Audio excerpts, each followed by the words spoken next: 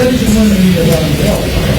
오늘 이재명 대표가 선거대 기준에 지금 어느 정도 유지를 결단되는데 이에 대해서 어떻게 평가하시고, 그 다음에 두 번째는 이준석 대표께서 이번 페이스북으로 같이 갈 거는 같이 가야 한다 이런 뜻을 밝혔는데 양쪽이 세상적으로 오가는 뜻인지.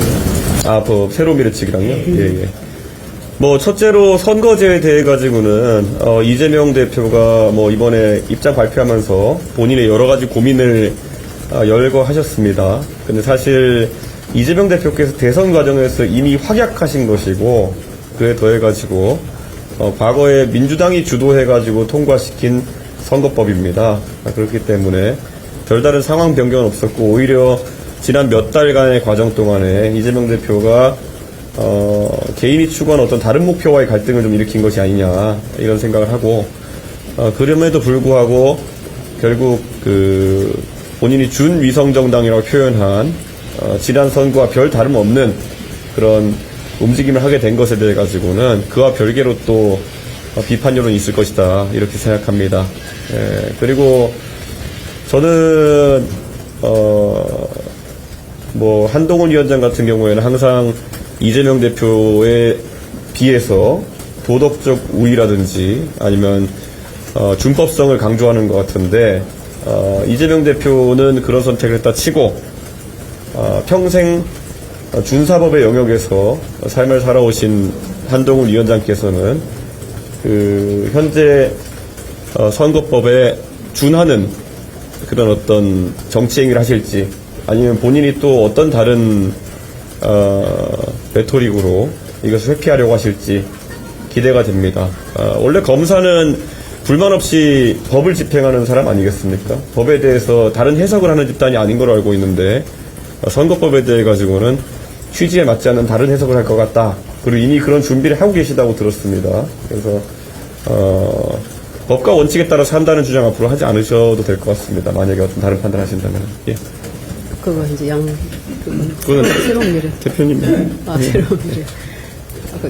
새로운 미래와의 연합에 대해서 말씀하셨죠. 저희는 개혁신당과 한국의 희망이 합당을 성공하게 된 중요한 이유가 가치와 비전에 함께한다라는 거였습니다. 특히 과학기술 정책을 국정 운영에 중심에 두겠다라는 한국의 희망의 방향과 또 정강정책에 넣어서 당 중심에 두겠다라는 그런 강령을 함께 하기 때문에 가능했고, 일관되게 저희가 말씀드렸던 것은 어떤 세력도 가치와 비전과 철학과 목표를 같이 한다면 열려있다 이런 말씀을 드리고 있습니다. 그래서 다 열려있다. 그리고 이제는 어려움이 예상되지만 이야기를 할 시간이 되었다. 논의를 할 시간이 되었다. 이렇게 말씀드리겠습니다. 그리고 오늘 제가 페이스북에 방금 전에 쓴 내용이 있습니다. 이게 양당 간의 경쟁 또는 일정 사안에 대한 협력이라는 것이 건설적으로 이루어져야 되는데, 최근에 양당 지지자들 간에 다소 감정적인 이런 움직임들이 보이는 것 같아서 제가 개혁신당 대표로서 먼저 개혁신당의 당원과 지지자분들께 일희일비하지 않고 향후 한 1, 2주간의 정치적 일정에 대해 가지고 대응해달라 이렇게 부탁을 드렸습니다. 그렇기 때문에 아마 이낙연 대표께서도 아마 비슷한 취지로 화답해 주시기를 좀 기대하고 있고, 이 제3지대라고 하는 것이 이해타산적인 어떤 그런 논쟁보다는 무엇이 현재 기성정당과 다른가를 보여주는 그런 경쟁의 시간이 있었으면 좋겠다 이런 생각입니다. 네, 혹시 연한 질문 있으십니까? 없으시면 여기까지 하겠습니다. 네. 어제 김경률 의원 사퇴가 아니라 불출마 선언했잖아요. 네. 일각에서는 용산 요구를 받아들이지 않느냐 이런 비판도 나오는데 어떻게 보시는지. 제 눈에는 초록은 동색이라고 초록색과 녹색이 서로 차이점을 드러낸다고 계속 싸우고 있는데, 별다른 의미를 찾지 못하겠습니다. 과연 제가 2주간에 저는 약속 대련이라고 지칭한 그 갈등을 통해서 무엇이 바뀌었는지를 묻고 싶습니다.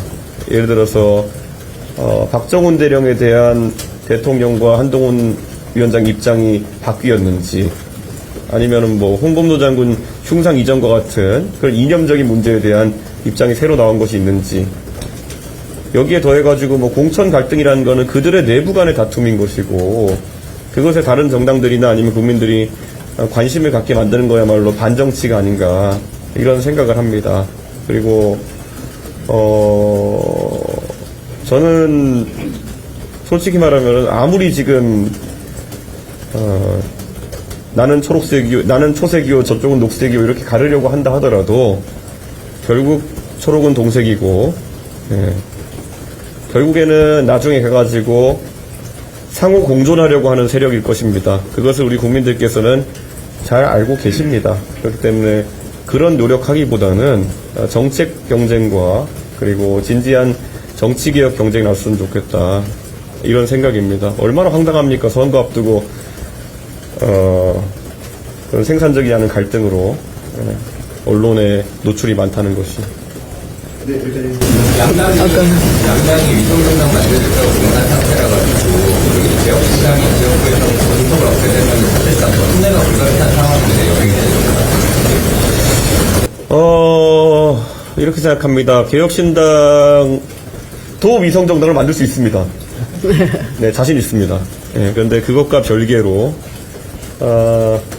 위성정당이라는 것이 현재 선거법의 취지에 반하는 것인지 아니면 취지에 부합하는 것인지는 법 취지를 보면 명확하거든요. 그렇기 때문에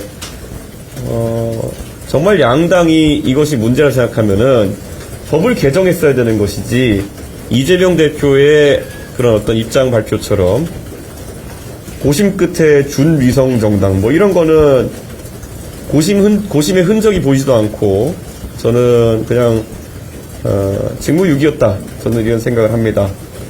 그렇기 때문에 평생 법과 원칙을 강조하면서 살아왔던 검사 정권에서도 어떤 판단을 하는지 볼 것이고, 또 대선 공약으로 본인이 확약했던 이재명 대표가 어떤 형태로 선거 위성정당 창당에 임하는지도 두고 볼 일입니다. 예.